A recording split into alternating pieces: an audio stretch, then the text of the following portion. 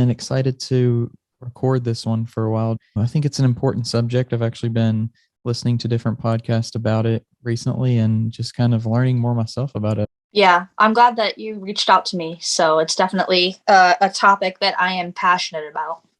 To get things started, just to make people aware of what we're actually talking about, we're talking about self-defense, and we're talking probably a little bit today about martial arts and all that good stuff. So if you want to introduce yourself, that'll be cool. Just tell us a little bit about you, who you are, and what you do, and we can get the ball rolling from there. Well, I am a personal trainer, a professional MMA fighter, nutrition coach, and self defense instructor. And so I've been fighting for about 7 years. I've been doing training for a little over 10 years.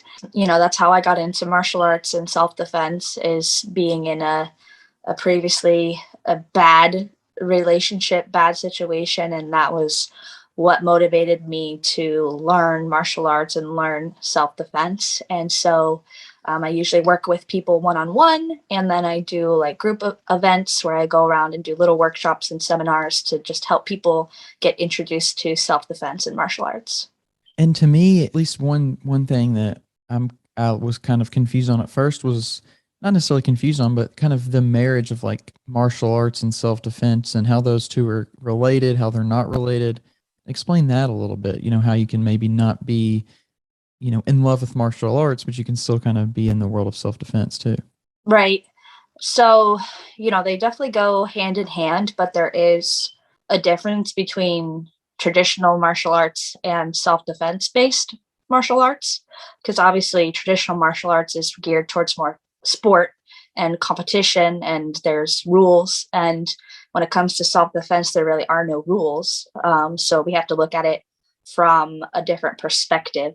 Sometimes self-defense is not related to martial arts because it can be related to weapons or using your voice to set boundaries and de-escalate situations from getting to that point. And so you don't necessarily have to want to be a fighter or want to be a world-class martial artist to train in these things either. It's a great way to be active. It's a great way to build confidence in yourself, and obviously to build some helpful skills and techniques that you could possibly use if you really need to. I think that one thing we kind of touched on it earlier was people either don't think about self-defense or don't think it's going to be something that's useful in their life. It won't happen to them kind of thing. But with that being said, in your opinion, who should really train self-defense? Is there anyone or maybe who shouldn't train self-defense? I think self-defense is for everyone. I think that women and children are more vulnerable for sure. They're more targeted, I think, than a big, strong guy is probably not going to be targeted as much just because he looks like that might be a tough fight for someone who wants to attack somebody. But really self-defense is for everyone because, like I said before, it also comes down to being able to de-escalate situations and not let emotions get the best of you. And it also relates to bullying. So that's where, the kids comes into play too. That's a big problem in the kids age group, is how to deal with that too. Yeah, I think when you talk about bullying, I think it's kind of unfair, the world that we live in, when there's physical violence towards a specific person. And, not to say that it's always the answer to return it, but the retaliation or the self-defense, I guess you could even just simply call it, is sometimes, viewed in a negative light. And I think that's kind of unfair to the victim, really. Yeah, you have to be careful in some areas because you could get in trouble for fighting back. I've always told my daughter that she has every right to stand up for herself if someone puts their hands on her. We don't want to start fights, and if someone's just being mean to you with their words, that's not really a reason to use physical violence. But she has permission for me to stand up for herself if she absolutely needs to. And I think that's why it's good to also get kids in martial arts too, because it teaches them humbleness and it teaches them respect, and when it's a good time to use those things and when it's a not good time to use those things. Yeah, I do. I think that would be a good idea too, to have kids in that kind of, because really, I mean, if you think about it on a mass scale, think about America, or think about Russia, think about big, strong countries with good defense. Nobody's going around picking on them. We have the ability to kind of both be intimidating, but also it at least here in America, we have the ability to spread peacefulness with because we have our ability to not be picked on in a way. So it's kind of, you could look at it the same way with kids. If kids were more confident in their self, and if they also looked at another kid and thought, I'm not going to mess with that kid because we all kind of know what's going on, we can all defend Right. ourselves. I think it would put the kind of the bullying thing, at least the physical bullying thing, a little bit dampened, I think.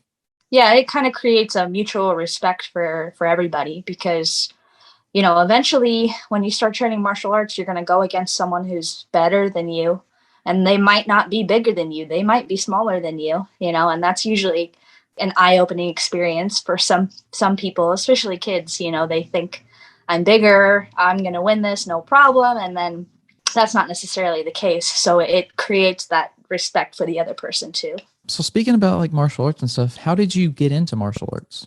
Well, my motivation actually was getting out of the bad relationship that I was in, and I've always been a very active physical person, and so it was something new to challenge myself with as well. And I really just wanted to like take some kickboxing classes and learn some self-defense is what I planned on doing. And there was a local gym in my town that was the only gym really, and it was an MMA gym. Everybody there that trained there were fighters basically, and I just started taking classes and fell in love with the sport. And then I wanted to compete and fight like everyone else was doing, and just continued to fall in love with it from there. And the rest is history, basically. It just seems like the world of martial arts and stuff is so kind of close. It's not very often you don't, at least maybe just train, or people who might go to train, but anyone who competes, it seems like everybody. It's kind of crazy how small the world really is of martial arts. This is true, especially here in Ohio. Once you get into the martial arts scene in Ohio, you meet everybody, and then you start branching out to other states and things like that. And yeah, it's where everyone's connected. So it's pretty cool. I think there's a fog or a mist around martial arts, though. Even though it's this ancient practice, I feel like at least here, maybe it's a Western thing, but there's definitely a very stereotyped thing about it. Not necessarily like that with other sports. It seems like martial arts has this air around it to where certain people just don't feel like they would fit in. How did you feel when you first got into it? I felt a little bit like weird because I knew nothing about martial arts. Like it was completely new to me. I didn't even know what jujitsu was when I first started.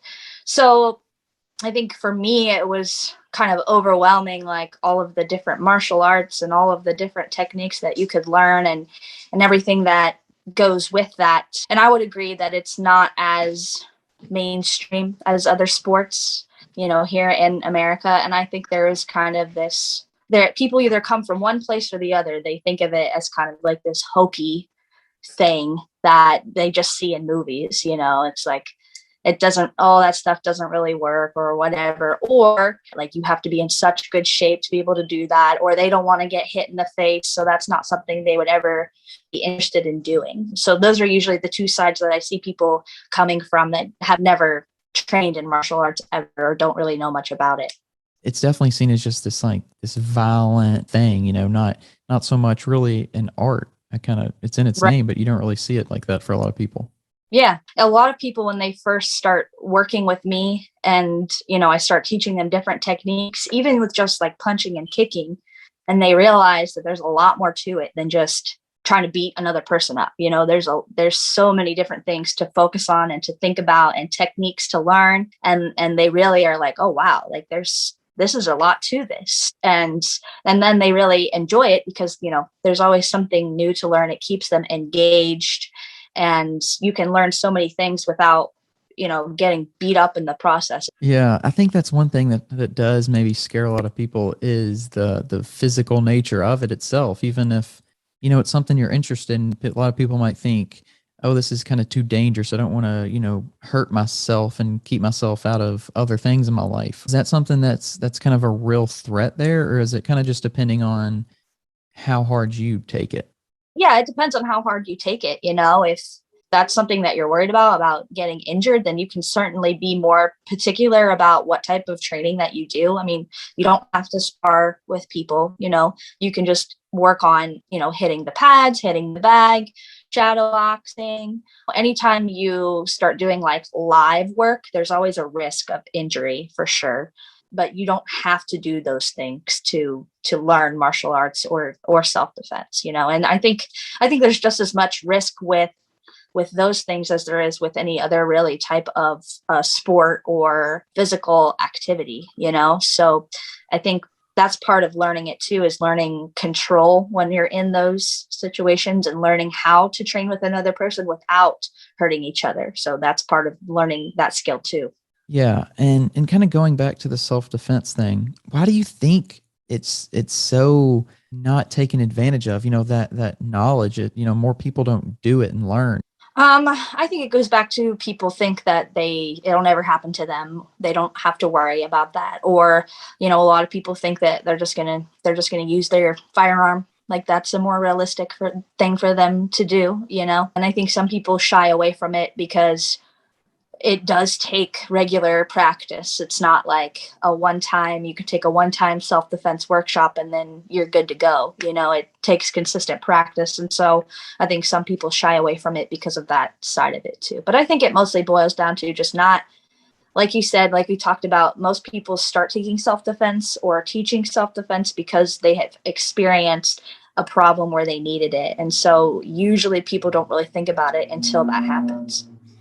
Yeah, I can definitely see that. It's kind of like anything, we either it's not on our mind or we don't think it's going to happen to us, and I think that's a dangerous kind of mindset to have just in a culture overall. I think if we could somehow teach it in schools or something, I think we would be, setting people up for success down the road.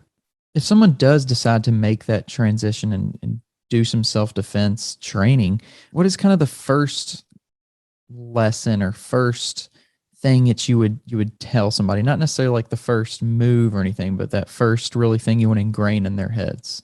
Usually, the first thing that I teach with self defense is a situational awareness. Being aware of what's going on around you, not being distracted, paying attention to things, and avoiding getting into those situations to begin with. And we usually talk about the different situations where you can be more aware of what's going around on and what things you should be paying attention to. And that's something that people can practice every day. And it's funny you mentioned that because that was one of the things I heard probably the most, that term right there, situational awareness. A lot of that situational awareness could maybe even be construed by some people as like, oh, you're discriminating against this person. If you think that that's a dangerous kind of looking person, maybe it looks like a homeless person, or it looks like, whoever, just somebody on the street maybe doesn't look completely, safe or whatever. I could see where that would be maybe a target for a specific person to be like, oh, well, self defense is kind of, stereotyping different people. Does that ever come up? I've actually never had that conversation come up before because I think we don't usually talk about like if this person looks like this, be wary of them. It's more or less if someone's following you, if someone is saying things to you that make you uncomfortable, direct things directed towards you.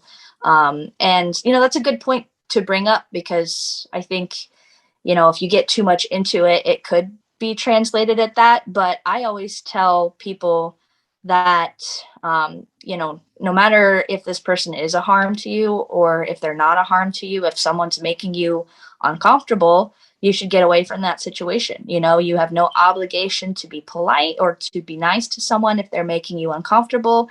And if it turns out later that they think that you're being discriminatory towards them, oh, well, at least you were safe. That's my thought process around it. So I think it's more or less reading body language from people and paying attention to their behaviors and being aware, especially when you're alone or you're in situations that you're not familiar with and things like that. And sometimes it is situations that you feel too comfortable in, like going out with friends. You go and have a few drinks and you're probably not really thinking about stuff like that because you're comfortable and you're having fun. And so that's usually when bad things happen, is when you're not thinking about it and you get too comfortable with things.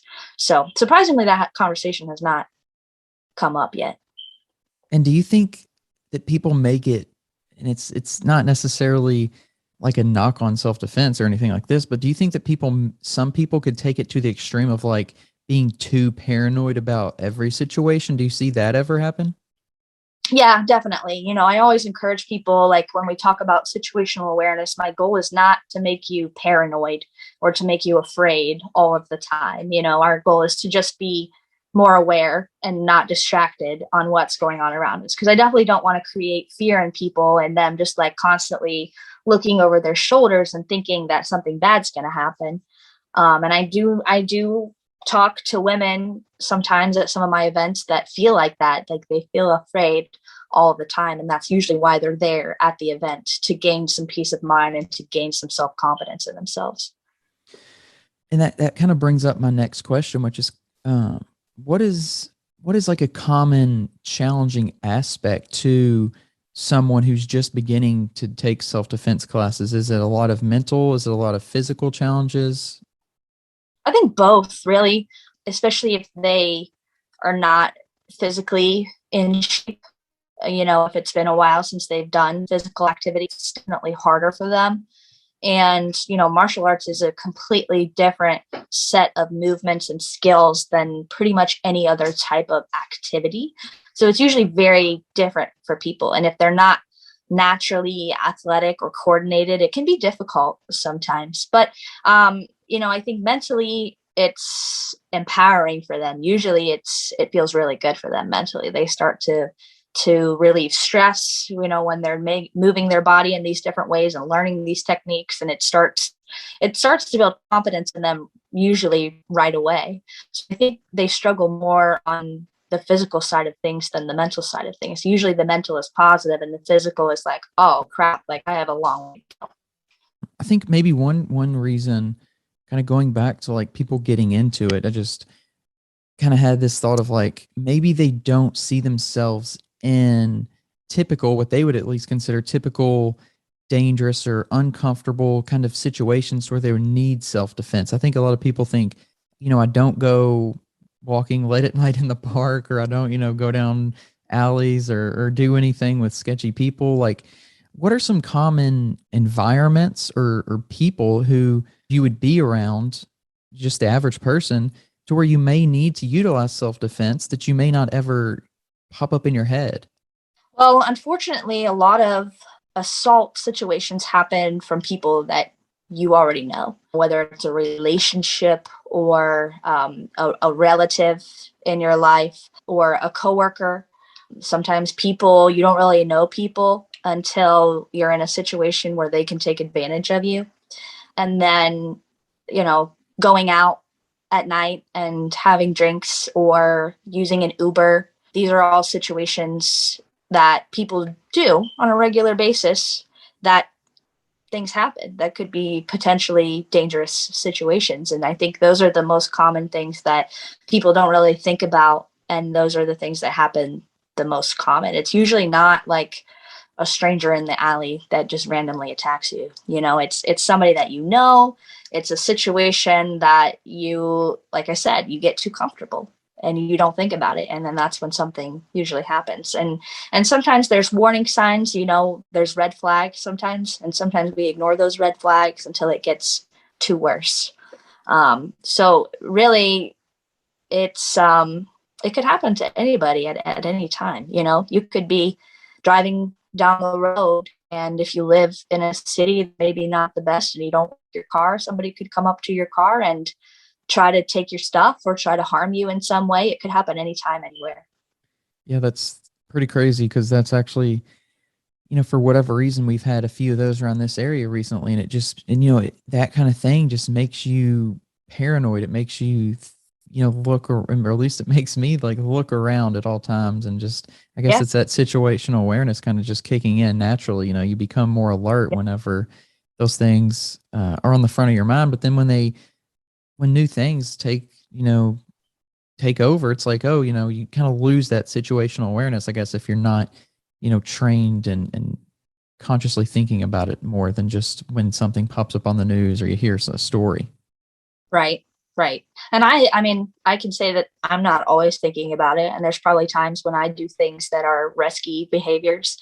But I'm confident in myself that I've trained enough that if something does happen in physical altercation, I'll be able to handle myself pretty well. And so I think that's where the training and self-defense is so important. So that way, if a situation does happen, maybe you're not being aware of what's going on around you and a surprise attack happens, you still have the ability to fight back and to get away and be safe. I think part of the fear of martial arts or self-defense training, and really I guess it's of anything new, is just that aspect that it's new. It's a new experience. Yeah. So walk us through a little bit of like just what your typical training session would be for somebody that wants to, train with you for self-defense. Yeah, that's a good question. So my seminars are usually different than my one-on-one sessions. My seminars are just kind of like an introduction. And so usually we start with basic strikes, some palm strikes, elbows, knees, how to use your base, how to have a good strong base so you don't get, pulled to the ground or knocked to the ground. And then, we'll go into how to get up if you do get off or get knocked to the ground, how to get up safely. And then usually from there, if we train one-on-one stuff, it's working on specific jujitsu techniques, usually a lot of escapes from bad positions, how to get up when someone's on top of you on the ground. How if you're standing up and you get into a fist fight, how to deal with that. And then it's usually some conditioning and then continuing to work on those technical skills, like making your punches harder, making sure you're always bringing your hands back to your face, protecting your face, improving your kicks, improving your punches, improving your elbows, and moving your head and how to be defensive. And all of that stuff just kind of comes together into one thing. So, it's a little bit of the sport side of it combined with the self-defense side of it too. And is there any, like with a one-on-one training, is there any, I guess the whole thing would kind of tie into it, but is there any like specific like mental training that you do specifically just for, like, maybe you say, put yourself in this situation, just to think about it, or like, anything like that? Yeah, usually when we do after a few lessons, we'll do some live rounds where I'll put them in bad positions and I'll make them get out of them. And that alone is a mental drill too, because you have to learn how to stay calm and not freak out and not panic and calm your breathing. And then something else that I always talk about is, having the mindset of that you are worth standing up for, because a lot of people, especially women, I've noticed they tend to be afraid to speak up sometimes, or they have these people pleasing tendencies and they don't want to be rude, or, they don't think that they have the ability to fight back or to stand up for themselves, so they don't.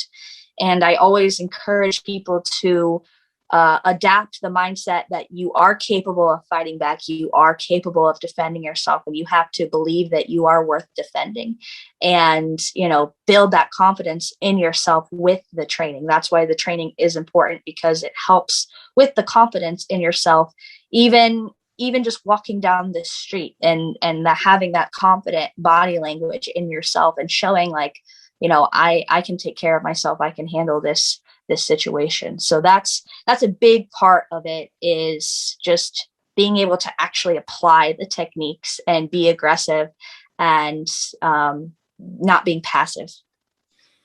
And I think a big part of kind of being in a stressful situation like that is just the physiological response that can take over on, like, a lot of times without even anything that you do. It could be just simply not being able to speak. Your heart rate increases, your blood pressure, and all these things that really lead to you, even if you maybe have a little training, like, it can maybe lead to you not being able to do anything. How, and I'm sure it's different for everybody, but is there a certain point typically where it's like that kind of thing is switched over to more of like a fight instead of a freeze or a flight kind of response? I guess a flight wouldn't be a terrible response, but more kind of getting away from the freeze response.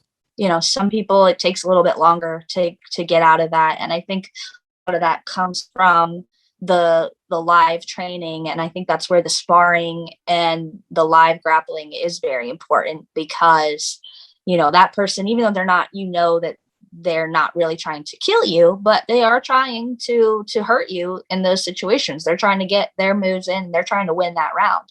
And so that's a good practice for, a real life situation. That's probably about as close as you're really going to get ever to practicing being in a real life self-defense situation. But it's different for everyone. I mean, I would say that there's probably moments that I would also freak out, because especially if someone maybe had a gun and they were pointing a gun at me, because I've never dealt with that. I've never been in that situation before. But I think maybe the initial freeze and the initial shock can wear off a lot faster, and you're able to gather yourself and be like, okay, calm down, breathe. What can you do in this situation? And so I think that clicks in a little bit faster after you've had more training and you consistently do it, and you've been in those situations mentally before with your live training and your live sparring, and you say, okay, I can get out of this. I've been here before. You bring up a good point about the weapons. I think that's an interesting thing to talk about, because maybe I think a lot of people either have the idea of the gun thing, like you mentioned at the beginning, oh, I have a gun, or the idea of like, I'm going to train super hard with just my body.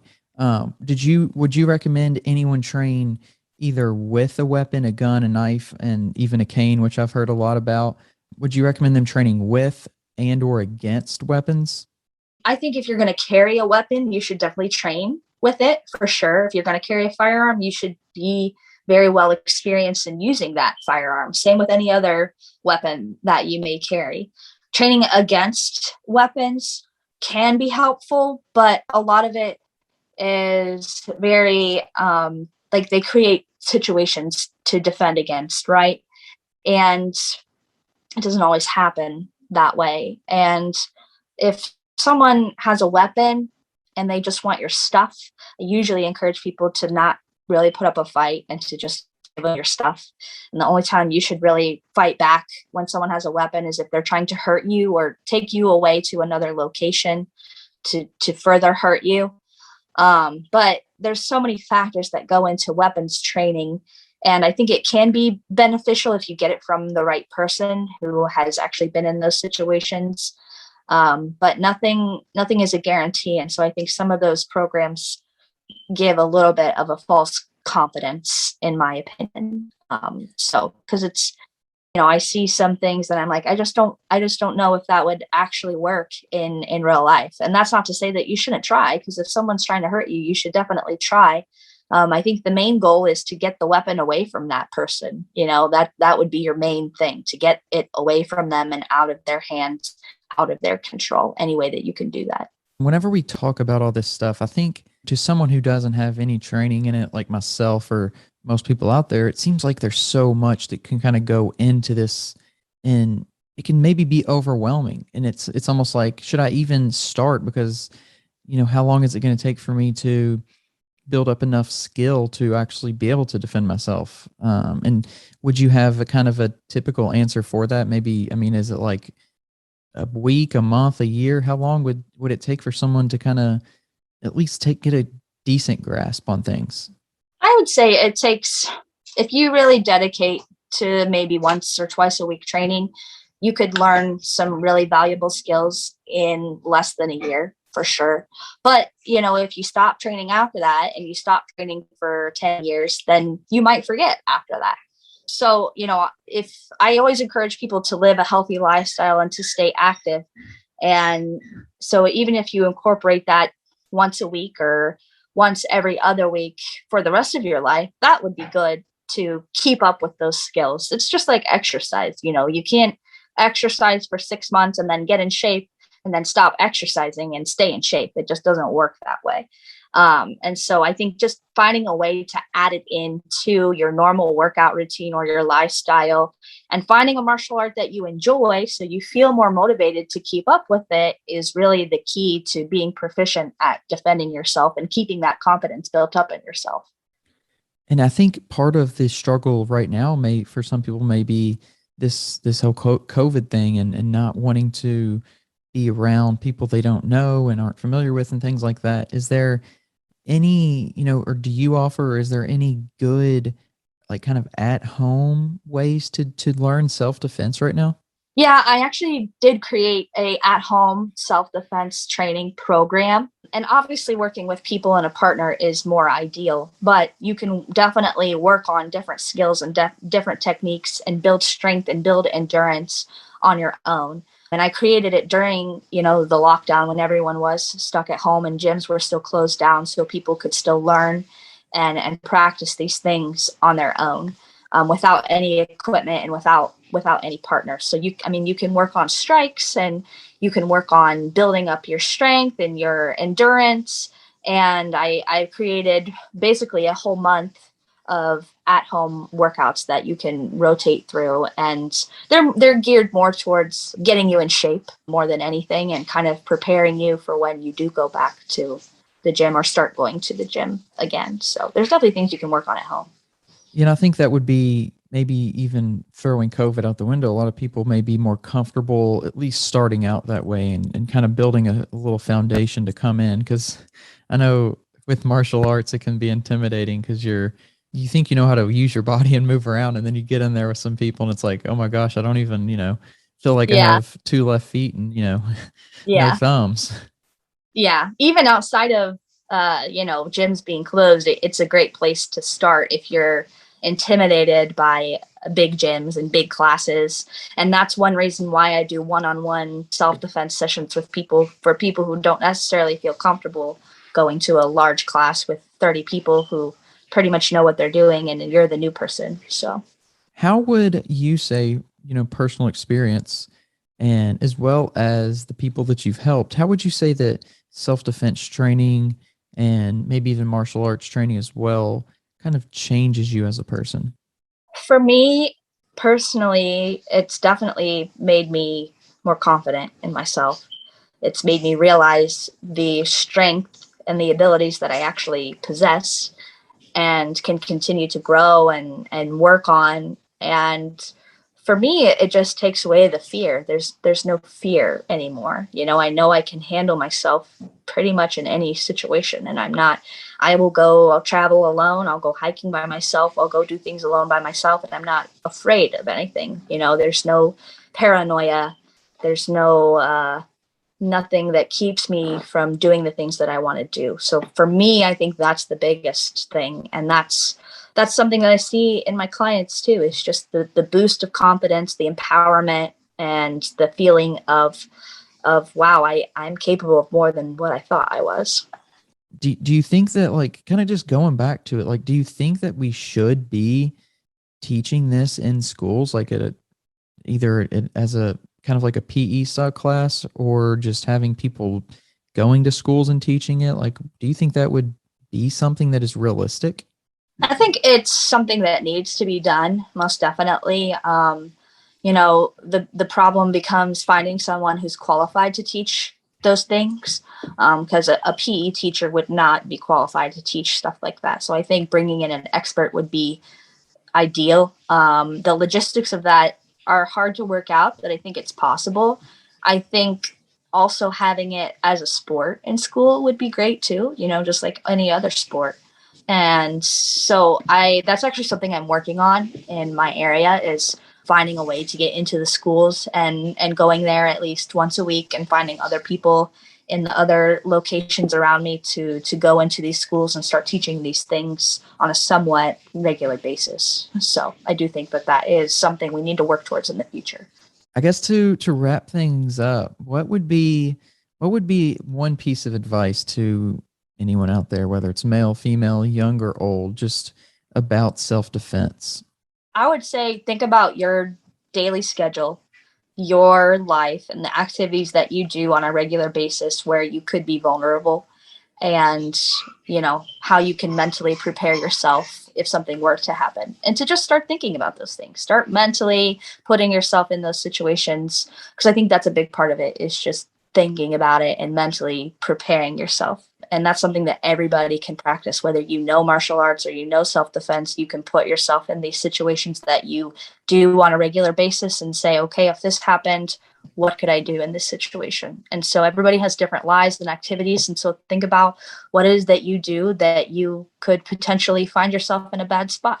Kind of just guess going back to the situational awareness thing, just be aware of your surroundings, and you don't really need training for that. You just need to be a little bit more aware, maybe stay off your phone a little bit when you're walking or driving. Definitely. Just Yes. just be aware, I think is probably the tip of the day for me. Yeah. um That's the number one thing everyone can practice. and once again, I appreciate you coming on, because I think this is just such an interesting and important thing to talk about and shed some light on, and kind of just bring up, because people, I don't think, like what we were talking about before, they don't think about it. Maybe if more people would think about it, they might be interested and might be, willing to take a class and learn more. But it's just not something, I guess it's a potentially a good thing in a way, because we are, fairly safe in the society we live in, but, things happen, and they're not that uncommon. Yeah. Yeah, I think I'm glad that you brought me on here today and we can talk about these different things, and maybe somebody will hear it and it will inspire them to start thinking about it a little bit more and taking it seriously, because it's an important subject. And the more we talk about it, the more people will become aware of it. Definitely. And if people want to reach out to you, if they want to maybe work with you a little bit, how can they do that? Where can they find you? The best place to get a hold of me and to connect with me is on Instagram. So my handle is at Chelsea Cayenne, ChelseaKyann. And so I pretty much respond to all messages on there. So if you want to send me a message and check out the videos that I have on there, that would be the best place to do that. Awesome. And definitely I would recommend anyone check out those videos. There's so many cool videos on just different, the posts themselves were good, but the description, it really gives you a lot of good information to kind of go off of. And yeah, definitely recommend checking out those posts. Definitely. Thanks for having me.